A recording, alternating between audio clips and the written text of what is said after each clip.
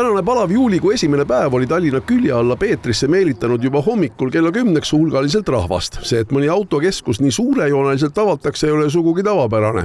Ilmselt annab teatud selgituse see, et tegemist on Baltikumi suurima Toyota keskusega.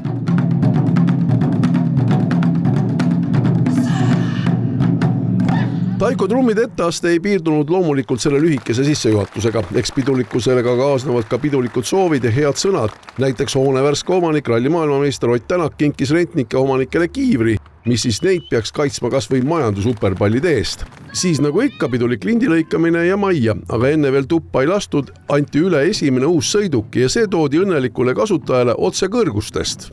3, 2, 1!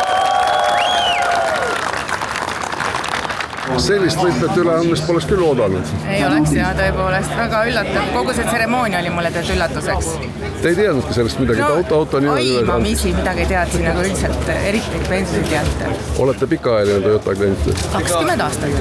Maja on nüüd avatud, esimene uus autogi üle antud.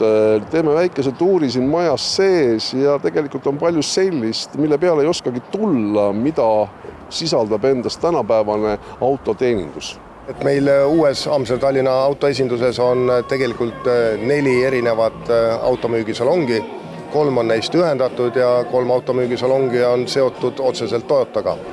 Ja lisaks sellele on 4. salong, kus me täna müüme premium-klassi kasutatud autosid, kuid me oleme planeerinud, et tulevikus loodetavasti alustame seal Lexuse järelteenindusega. Mis siin salata, salong on tõepoolest suur ja avar ning annab ka kliendile väga head võimalused kas või ikka tekkivat hooldepausi nautides tööd teha või tassi kohvi nautida. Meil on võimalused siin remondi poole peal umbes 1,5 korda suuremad. Ja täna me räägime siin 31 tõstuki kohast ehk et 31 töökohal on võimalik samaaegselt remontida, hooldada sõidukeid. Lisaks sellele on meil siin diagnostikute töökohad ja ka nende töökohtade nii-öelda siis kuivtöökohtade arv pidevalt kasvab ja nõudlus kasvab, sest elektriautosid on üha rohkem ja rohkem. Järelteeninduse alla kuuluvad veel lisaks kõiklaadsed muud vajalikud teenused, nagu kas või esinduslik korrosioonitõrje võimalus. Väga kaasaegne on ka laomajandus.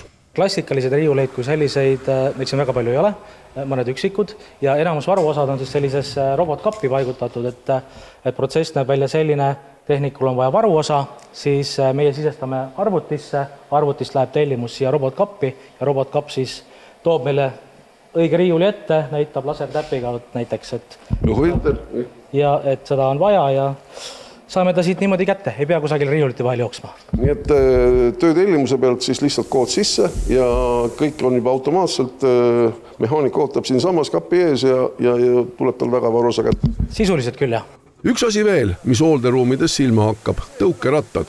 Siis selleks, et Amservi remondimehed saaksid kiiresti liikuda lao ja oma töökohtade vahel või üldse remonditöökojas, siis on tegelikult tõukerattad ja nende tõukeratastel on ees ka korvid, kuhu töömehed siis saavad panna vajaliku varuosa või tööriista. Tallinna järvel asuv hoone on alates tänasest suletud ja kogu hooldus- ja müügiprotsess on juba kolinud uute majja.